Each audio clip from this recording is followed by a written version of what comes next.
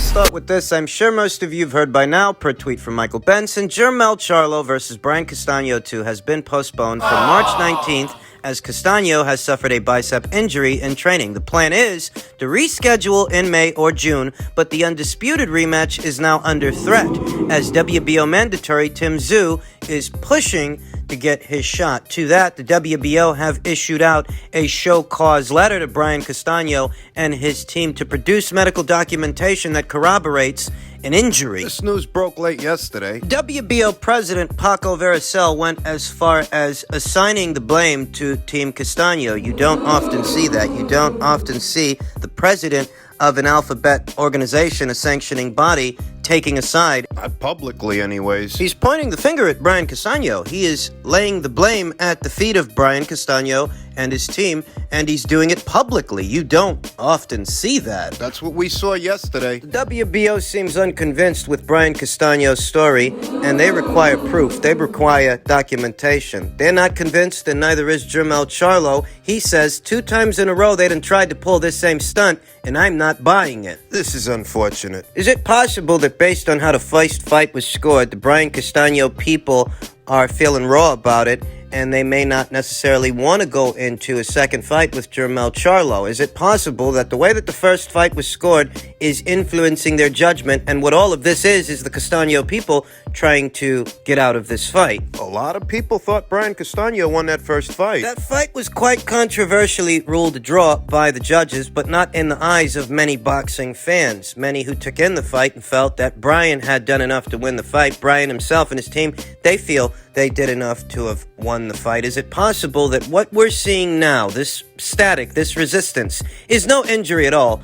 It's the Castaño people trying to get out of this fight. Well, that's what Charlo seems to think. He says 2 times in a row they done tried to pull this same stunt, and he says he's not buying it. And the thing is, if we entertain that theory that Brian Castaño's trying to get out of this fight, well, if he is and he's not unifying, there is only one thing left for him to do, and that's satisfy his mandatory challenger of Australia, Tim Tszyu. If he don't fight Jermell in his next fight, then that would be the guy he has to fight. That would be the... Tim Tszyu was supposed to be fighting Terrell Gausha on the undercard of this fight. Now this fight might end up getting pushed back to either May or June, while Brian Castaño recuperates. That's assuming the WBO doesn't end up stripping him. I don't know if reconciliation won't be reached by the time that this video is uploaded. The WBO has made it crystal clear they want Brian Castaño to show cause, to produce documentation that proves he is in fact injured. If they don't do that, the order for him to fight Tim Tszyu will come down. And if he doesn't fight Tim Tszyu for whatever reason,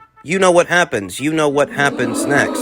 He'll get stripped, and that belt will go to Tim Tszyu, or the WBO will have Tim Tszyu fight one of their top-ranked contenders for the newly vacated title. That's what might happen, though we're not there yet. I'd rather they smooth this over and do the rematch. If you want to know what I think, and you're here, so I'll assume that you do, I'd much rather everybody maintain their composure and simply allow Brian Castaño time to recuperate and reschedule the rematch between him and Charlo. But the Tim Tszyu people, they've grown impatient. They were already stepping aside to allow this unification match, this undisputed title fight, to take place. They were already working with them to some degree, and on the heels of this news, they've grown impatient. Can't say to blame them. They didn't have to fight Terrell Gausha, you understand. They didn't have to play ball. They didn't have to stand down and step aside to allow this fight to take place. But now this fight is experiencing issues, further delaying Tim Tszyu's title shot. Everybody can't get what they want when they want it. And something's got to give, though. For my money, I'd rather see the undisputed title fight happen. I'd rather that reconciliation be reached and the undisputed title fight go ahead just at a later date.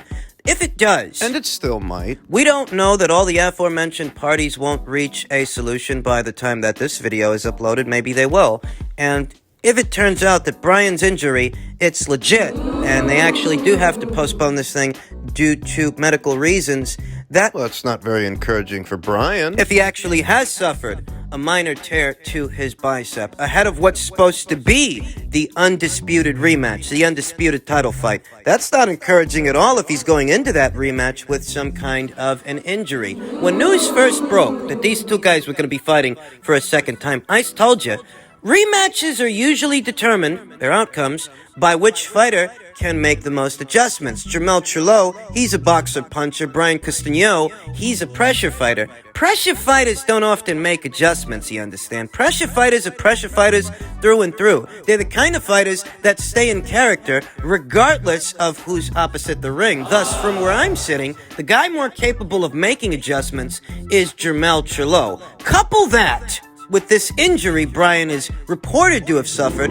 if that injury is legitimate. If it turns out he's telling the truth, well, that's not encouraging ahead of a rematch. I was already picking Charlo to stop Brian Castaño. If this injury story checks out and the fight goes on, Brian Castaño goes into that rematch having come right off of suffering that injury, that only increases the chances of Charlo emerging the victor. That's how it looks from where I'm sitting. Hey, we'll see what happens. In other news, the outcry continues in reference to the ongoing Devin Haney, George Kambosos, Vasyl Lomachenko situation, and how it appears George has effectively bailed on negotiations for a Devin Haney undisputed lightweight title fight in favor of a Vasyl Lomachenko two-fight showdown. It's not official, But there are already people out there claiming that George is ducking Devin. I've seen the comments by way of social media.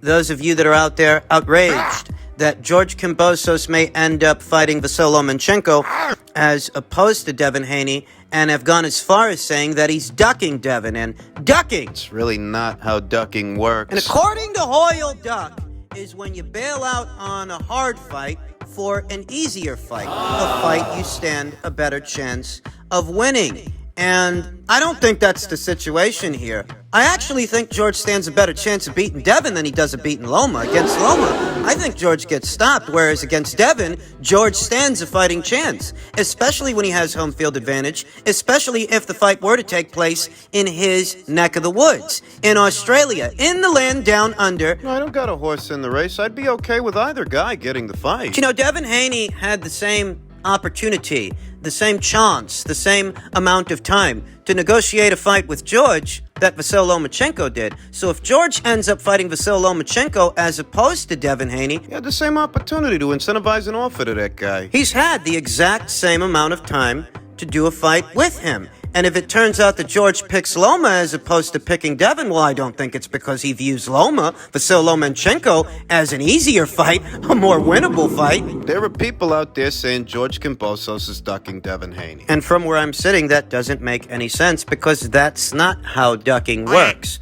Ducking, and according to Hoyle, duck is when you bail out on a hard fight for an easier fight, a fight you stand a better chance of winning, and that's not what this is. So that's what some people are telling themselves. Pretending they don't know any better, or worse, people who don't know any better, casuals, who've no insight into the situation, thus shouldn't even be talking about this stuff. You don't know what you're talking about. The way I see it, if Vasyl Lomachenko ends up getting this fight instead of Devin, it's because he was easier to work with. There was a lot less friction between Team Lomachenko and Team Kambosos. As opposed to Team Haney and Team Kambosos. There's been a lot of friction, a lot of back and forth between them by way of social media, trading barbs publicly. Highlighting that friction. I never saw either Vasyl Lomachenko or Egis Klimas or anybody on his side of things doing what Bill Haney was doing, saying what Bill Haney was saying, that we need to change the narrative, that the fight has to happen in Australia. Perhaps it should happen somewhere else. I never saw the Vasyl Lomachenko people saying that kind of stuff, but I did see Bill Haney,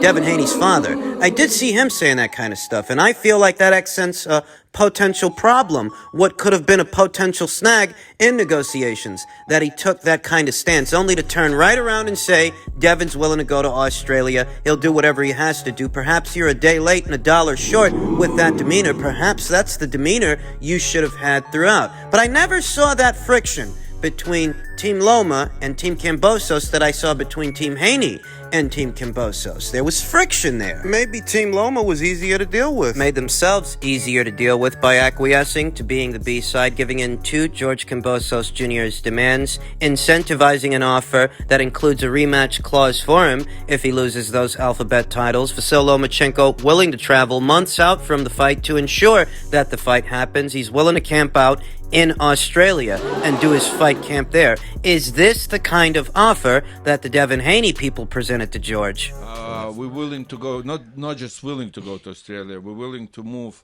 Lomachenko to do camp in Australia. Wow.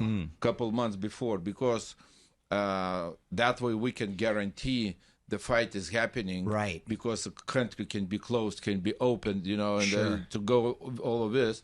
So we, if let's say the fight in May, so March, Lomachenko will be in Australia preparing for the fight. We don't have any reason why not to go there. We're including a rematch if they ask. So That excerpt comes to us by way of the 3 knockdown rule, where very recently Igis Klimaus sat down with Steve Kim, Mario Lopez, and discussed the gory details. How far they're willing to go to ensure that Vasyl Lomachenko gets that fight, as opposed to Devin Haney. And you heard what the guy said. Igis Klimaus and his fighters have always been no-nonsense customers, no-nonsense guys. But Devin's team say he's willing to take short money. He's willing to go to Australia. He's willing to get jabbed. My only question is, has that been his stance throughout, him and his teams? Has that been their position the entirety of the time they've been attempting to negotiate this fight? Or is that a position they're only recently taking because negotiations are reaching the 13th hour and it's coming down to the wire? Has he been singing that same tune the whole time, or is he just now starting to sing it because he might lose the fight? I don't know where negotiations went wrong between Team Haney and Team Kambosos, but what I do know is that Vasyl Lomachenko is widely perceived as the more dangerous opponent option, the more dangerous opponent choice for George, thus accusing George of ducking Devin to fight someone who's more dangerous than Devin. What? That doesn't make a lot of sense. But what makes him more dangerous than Devin? I would give both Devin Haney and Vasyl Lomachenko good odds to beat George Kambosos Jr., I would, but it's the method that differs. Devin Haney likely could outpoint George Kambosos, though, in Australia, in George's neck of the woods. The fight going to the cards could result in controversy, the way that Horn Pacquiao. the Pacquiao versus Jeff Horn fight did. Could be controversial if you let the judges tell you who won the fight. Whereas Vasyl Lomachenko, he's likelier to take it out of their hands. The way we don't need scorecards. He's likelier to stop George Kambosos in his own neck of the woods than Devin Haney is, because Devin Haney, skilled boxer that he might be, he's not a particularly concussive puncher. What stands a better chance of knocking out George and taking it out of the judges' hands? That's the more credible threat to George Kambosos Jr.'s reign as this division's unified champion. And I'm sorry to say that that's not Devin Haney. That's Vasyl Lomachenko. So the idea that George would duck Devin to fight someone who's likelier to knock him out than Devin, that just doesn't make sense. Finally, by way of ESPN ringside, news broke yesterday. Isaac Cruz and former champion Yuriorkis Gamboa have agreed to a deal for a lightweight bout on April 16th, sources tell Mike Coppinger. The fight will serve as the co-main event to the main event, Errol Spence Jr. versus Yordanis Ugas, on pay-per-view. And this was a predictable rout for Isaac Cruz, who looks to build off of his nominal success in a fight that he lost against Gervonta Davis. I told you this was going to happen, and I don't want to be that guy that constantly tells you, I told you so, but I told you so. I told you. Special attention is going to go into who Isaac Cruz fights next, because he was reportedly offered a fight with Ryan Garcia that I think would have been bigger and better for him than fighting on the undercard of Spence versus Ugas, which is behind a paywall. It's a pay-per-view. I suppose how you react to this news all depends on whether or not you thought Ryan actually wanted the fight. I suppose how people react to this fight is going to boil down to belief. Whether or not they believe Golden Boy's interest in Garcia versus Cruz was an earnest interest, whether or not people believe they actually wanted to do that fight. I happen to think they did want to do that fight because that would have been the ideal comeback fight for Ryan Garcia. A winnable fight, if I do say so myself. Stylistically, Ryan being the more statuesque fighter in the fight, it would be up to Isaac Cruz to close the gap and get within striking distance of Ryan Garcia, though not before coming under heavy fire.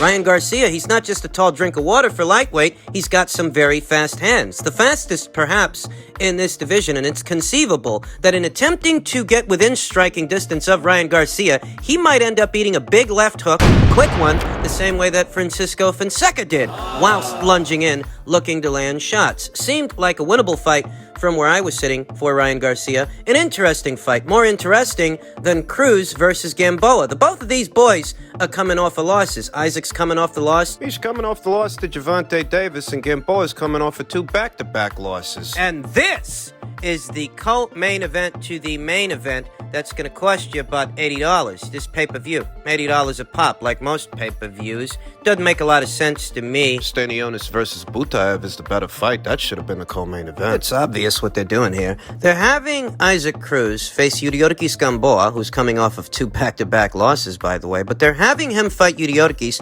because he serves as a common opponent between Isaac and Gervonta. Gervonta, who in his next fight, in all likelihood, will be facing Rolly Romero. Now that Rolly has been exonerated of any wrongdoing in that sex scandal, that entire fiasco, they're likely looking to reschedule the fight between Rolly and Gervonta. And provided that Gervonta makes it through the Romero fight, and provided that Isaac makes it through this Gamboa fight, what they're likely going to do is stage a rematch between them, because in some people's eyes, Cruz versus Davis was a close fight. Not to me. I thought Gervonta beat him. He didn't knock him out, but he did beat the guy. If both of those boys win their next fights, they're going to do a rematch. They want to keep everything in-house. This is why I'm always telling you that Gervonta Davis lives in a reality parallel to the world of boxing, though not necessarily a part of it. That entire undisputed conversation and just fighting for full-fledged world titles, alphabet titles at lightweight, that's not in the future for Gervonta Davis or Isaac Cruz. And that's why they've got Isaac fighting a common opponent with Gervonta. The hope is that if Isaac Cruz can dispatch Yuriorkis Gamboa faster than Gervonta Davis did, with less resistance, perhaps that will create interest in a rematch between them, a rematch between Isaac and Gervonta. Both boys, they've got to make it through their next fights in order for us to reach that point, but that's essentially what they're trying at. That's essentially what they're doing. So can we say that Isaac ducked Ryan? I don't think Isaac the fighter is afraid of Ryan Garcia, but I do think the politics of boxing are what prevented that fight from happening. So in some circles, that's what you might hear. Fighting Gamboa ain't a bigger fight than fighting Ryan Garcia. Gamboa don't even need to be fighting anymore. Seriously.